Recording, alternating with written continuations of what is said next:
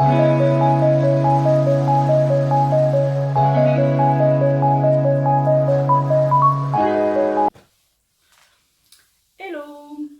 Alors aujourd'hui, j'avais envie de dire que parfois, on a envie de pousser un petit coup de gueule par rapport à nos émotions. On a envie de dire: oh c'est bon, vous me saoulez, j'en peux plus, ou des choses comme ça. C'est ce que moi je me disais en 2017. Donc voilà, en 2017, je faisais un petit bilan de ma vie, je me disais bon, j'en suis un peu où. Et au niveau justement émotionnel, je me suis dit j'en ai marre quoi, parce que en tant qu'hypersensible, du coup mes émotions sont exacerbées, c'est-à-dire qu'elles sont beaucoup plus intenses. Et en plus, j'ai une très grande empathie. Donc avec cette très grande empathie, du coup je prends aussi les émotions des autres.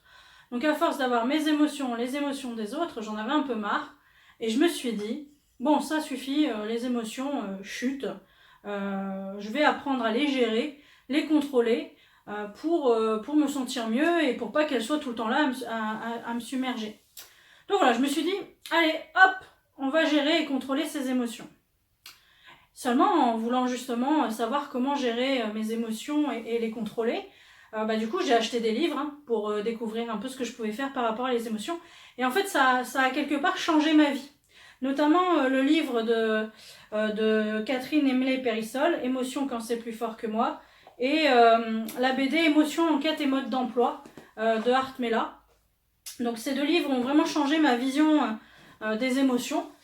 J'ai découvert en fait leur fabuleux pouvoir, leurs trésors, tout ce qu'elles peuvent m'apporter dans ma vie, et qu'en fait elles sont là pour m'aider, et que du coup de vouloir les contrôler, les gérer, en fait c'est pas forcément la bonne méthode. La bonne méthode en fait c'est de se réconcilier avec elles, d'apprendre à les connaître, car finalement apprendre à connaître nos émotions, c'est aussi apprendre à nous connaître. Mais alors du coup, qu'est-ce que j'ai découvert à ce moment-là ? J'ai découvert ce qu'étaient les émotions. Parce que voilà, on a une petite idée un peu floue de mes émotions, c'est ça. Et en fait là, j'ai vraiment découvert plus de détails sur les émotions, et c'est là que j'ai compris leur pouvoir et leur trésor. Les émotions, en fait, c'est des réactions physiques, donc corporelles, mais aussi psychiques, à des situations ou des choses dans notre environnement. En fait, il y a un stimulus dans notre environnement et il va déclencher une émotion. L'émotion, elle est générée, elle est envoyée par le cerveau. Donc le cerveau, il va détecter ce qui se passe dans l'environnement par les 5 sens, mais aussi par d'autres choses. Il détecte ce qui se passe dans l'environnement, qu'il soit autour de nous, mais aussi à l'intérieur de nous.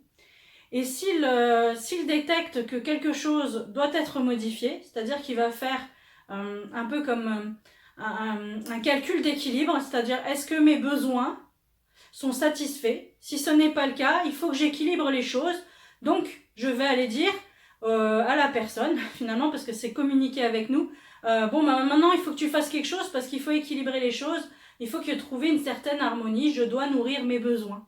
Donc voilà ce que j'ai découvert en fait, c'est cette notion de nourrir les besoins, mais aussi cette notion de message, de messager. Les émotions sont des messagers qu'envoie notre cerveau, et notamment au travers de notre corps, car parfois on peut imaginer que nos émotions c'est juste dans notre tête, mais en fait pas du tout. Les émotions c'est dans notre corps également, car il s'agit d'une énergie, une énergie que notre cerveau envoie pour nous préparer à l'action, car lui ce qu'il veut c'est qu'on agisse pour retrouver l'équilibre. Donc ce qui se passe c'est que nous avons une modification dans l'environnement externe ou interne, le cerveau se dit ah, j'ai un besoin qui n'est pas nourri, je veux que ça soit équilibré, j'envoie un message au grand humain, là, je vais lui dire il y a quelque chose. Et puis je vais le préparer à l'action. Donc ça envoie des messages au corps pour qu'il se prépare à l'action, et ça va envoyer une sorte de message corporel, mais aussi une sensation et au niveau psychique, une émotion. À titre d'exemple, par exemple, le meilleur exemple, c'est imaginons que je traverse la rue et que d'un coup, il y a une voiture qui m'arrive dessus.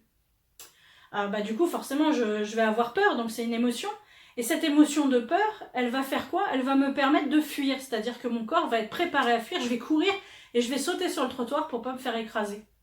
Donc mon émotion elle était là de peur pour me dire fuis, parce que finalement on va avoir comme ça des réactions corporelles qui peuvent être caractérisées par des émotions primaires, dites primaires. Donc c'est ce que j'ai découvert aussi, que nous avons des émotions primaires. Donc les émotions primaires, nous avons la joie, la tristesse, la colère et la peur.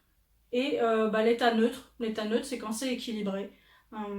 Et donc ces émotions primaires, elles vont en fait nous permettre de réagir rapidement. C'est automatique. Les réactions primaires, elles sont automatiques parce que parfois on se dit bon allez, je vais aller contrôler mes émotions avec mon mental, hein. Je vais me dire ouais, je veux les contrôler.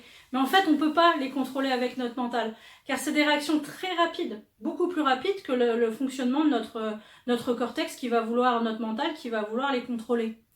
Parce qu'elles sont en fait primaires. Il y a ces émotions primaires, qui dit primaire dit archaïque, dit qu'on peut remonter dans l'histoire de l'humanité et des humains, c'est-à-dire qu'en fait, l'homme préhistorique, il avait aussi des émotions. Et ces émotions, elles lui étaient très utiles. Imaginez notre homme de Cro-Magnon face à un tigre aux dents de sabre.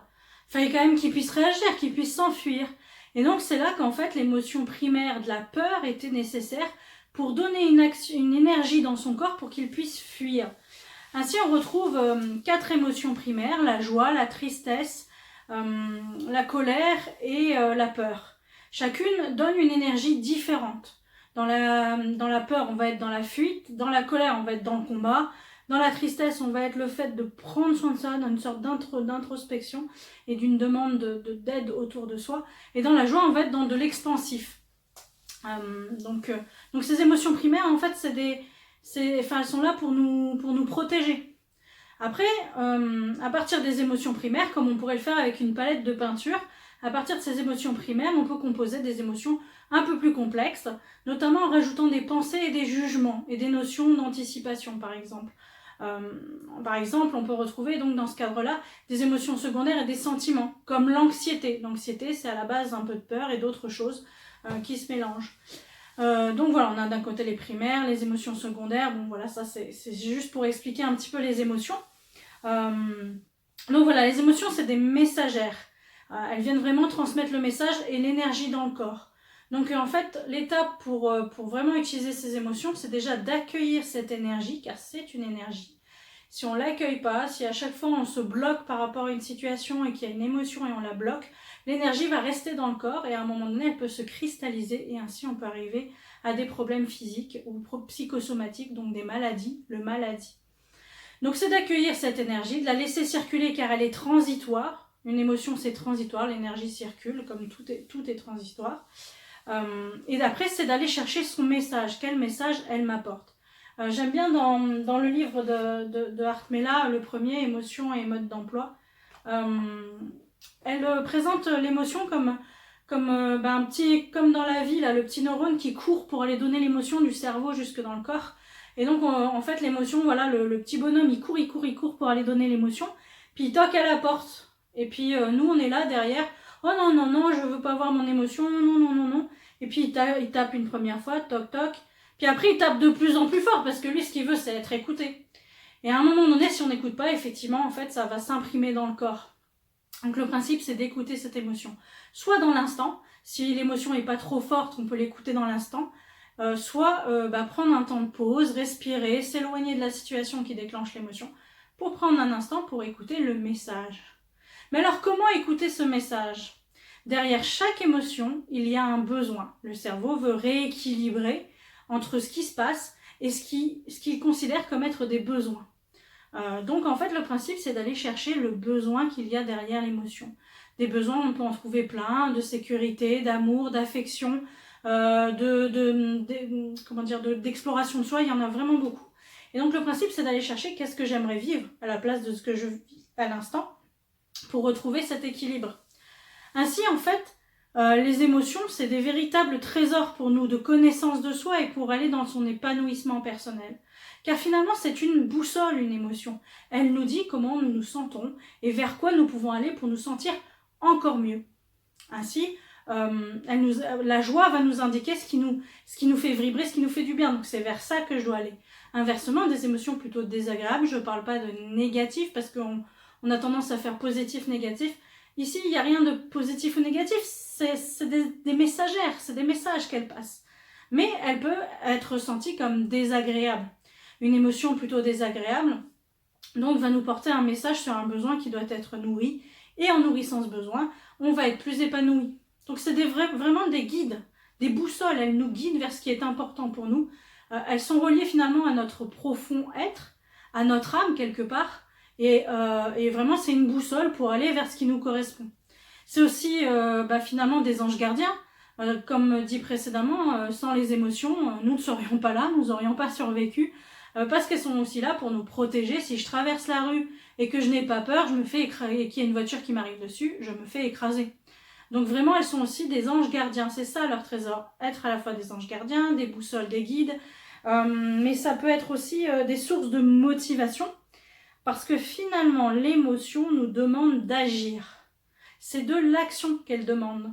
D'ailleurs, ça se retrouve dans la signification du mot émotion, dans l'étymologie, parce que émotion, ça vient de movere, et c'est le préfixe qui dit vers l'extérieur, et movere, ça veut dire mettre en mouvement vers l'extérieur.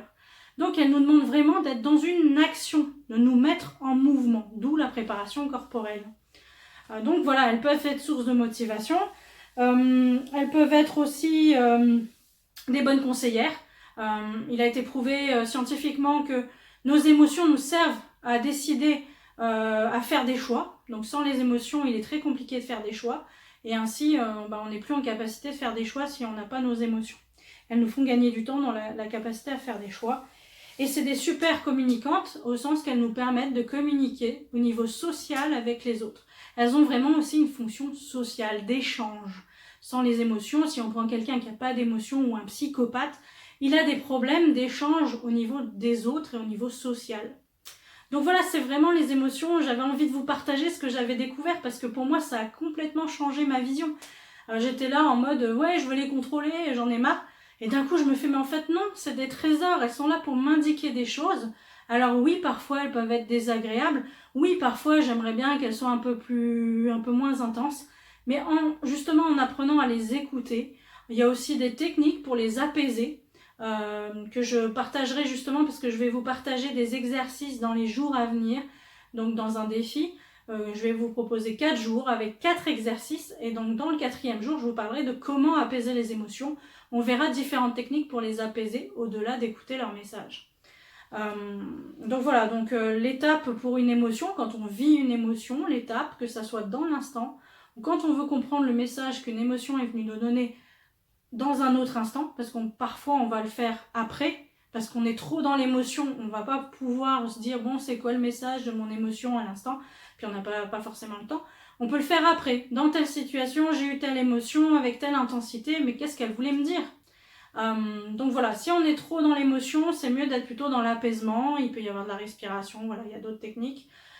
Après c'est de revenir à la situation, parce que finalement, souvent on se rend compte, et ça on le découvre en communication non violente, c'est que la situation, on a beaucoup de jugements dedans, des a priori sur ce que pensent les autres, sur plein de choses comme ça, et en fait souvent notre situation n'est pas objective et c'est ce qui déclenche l'émotion. En revenant à une situation objective, sans jugement, comme pourrait le faire une caméra, finalement on se rend compte que parfois, simplement avec une situation objective, l'émotion n'est plus présente.